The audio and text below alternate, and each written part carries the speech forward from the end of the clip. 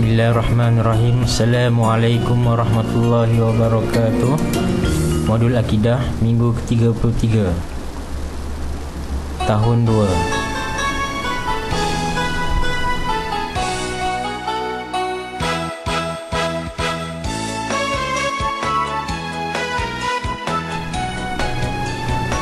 Di bawah tajuk Allah bersifat Qidam 2.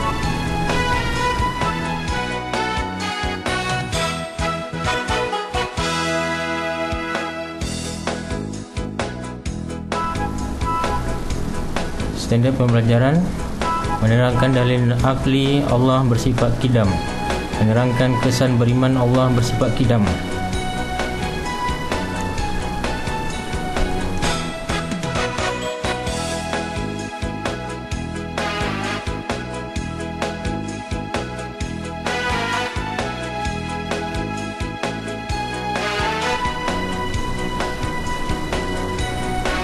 Qidam ialah sifat wajib bagi Allah.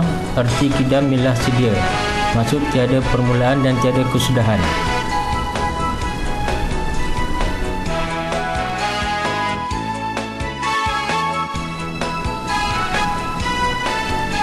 Sifat Allah tidak sama dengan sifat makhluk. Hukum mempercayainya adalah wajib.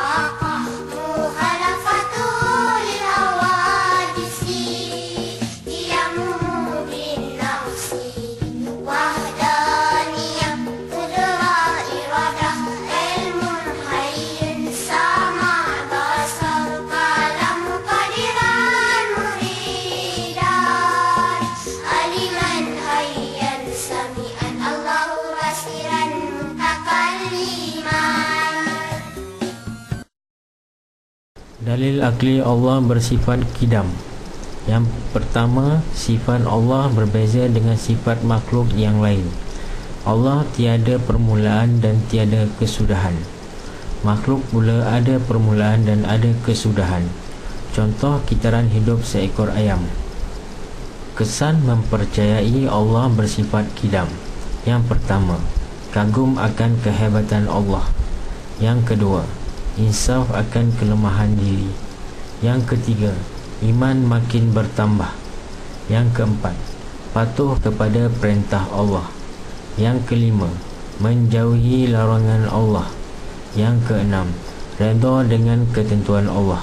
Qidam itu wajib bagi yang esa. Qidam Allah itu artinya sedia. Dialah awal dan akhir maksudnya. Wajiblah kita percaya sifatnya. Tiada makhluk serupa dengannya.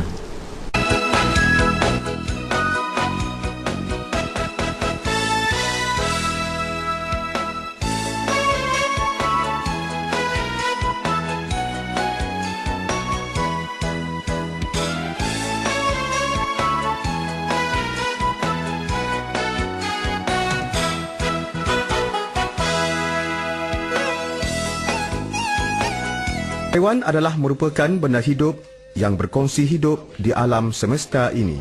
Sebagai benda hidup, haiwan juga mengalami proses kehidupan seperti benda hidup yang lain. Antara proses yang dilalui oleh haiwan adalah membiak. Dalam topik ini, kita akan sama-sama menyaksikan proses kehidupan beberapa haiwan. Ayam adalah haiwan yang sering kita lihat seharian. Adakah kamu tahu tentang kitaran hidup seekor ayam? Ayam bertelur mengambil masa selama 21 hari bermula dari pembentukan embrio sehingga anak ayam menetas.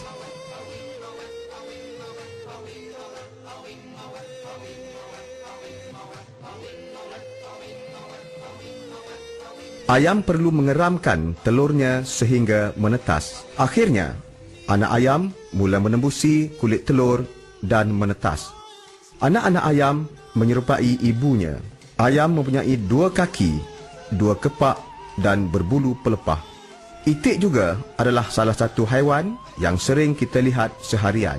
Telur itik memerlukan masa yang lebih lama untuk menetas daripada telur ayam.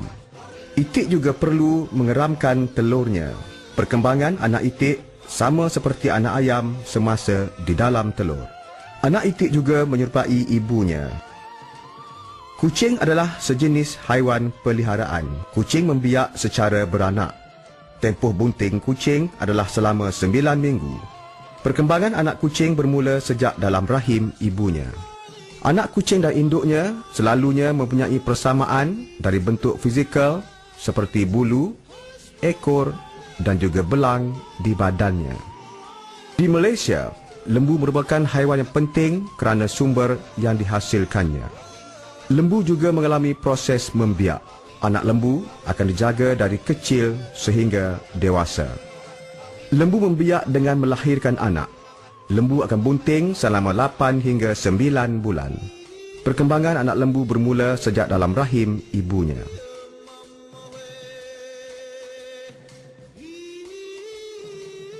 Anak lembu menyerupai sifat fizikal yang sama seperti ibunya.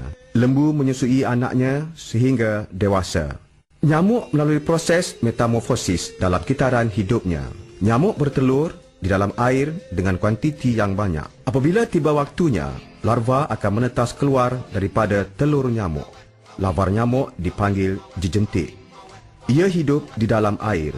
Anak nyamuk ini tidak menyerupai ibunya. Ia tidak mempunyai kaki dan kepak. Larva bernafas melalui salur pernafasan. Seterusnya, larva akan berubah kepada pupa. Dalam keadaan pupa, proses metamorfosis berlaku untuk membolehkan pupa berubah menjadi nyamuk dewasa. Nyamuk akan keluar daripada kepompong dan berehat di atas air untuk mengeringkan kepaknya. Katak juga bertelur dalam air. Telur katak kecil dan seakan-akan biji sagu. Berudu berkembang di dalam telur. Berudu tidak menyerupai ibunya. Pada peringkat awal, berudu mempunyai ekor dan tidak berkaki. Setelah menetas, ia mula membesar dan mengeluarkan kaki. Apabila keempat-empat kaki mula terbentuk, ekornya akan mulai pendek. Apabila ekor mulai hilang, anak katak akan melompat keluar dari dalam air dengan fizikal katak yang sempurna. Anak katak ini akan membesar menjadi katak dewasa. Sifat wajah Allah ada 20, kesemuanya. Oleh itu, marilah kita ikut bersama-sama akan nasyid yang dinyanyikan oleh kumpulan Rahan ini. Allah wujud qidam baqa مخالفته للحوادث قيامه بنفسه وحدانية قدرة إرادة علم حي سمع بصر كلام قادرا مريدا علما حيا سميعا بصيرا متكلما الله وجود قدم بقى مخالفته للحوادث قيامه بنفسه وحدانية قدرة إرادة علم حي سمع بصر كلام قادرا مريدا علما حيا سميعا بصيرا متكلما حيا نذكر صفات الله حيا نعرف وحدانيته حيا نذكر صفات الله حيا نعرف وحدانيته الله وجود قيدا باقى مخالفته للحوادث قيامه بنفسه وحدانية قدرة إرادة علم حي سمع بصر كلام قادرا مريدا علما حيا سميعا بصيرا متكلما الله وجود قيدا باقى مخالفته للحوادث قيامه بنفسه وحدانية قدرة إرادة علم حي سمع بصر كلام قادرا مريدا علما حيا سميعا بصيرا متكلما.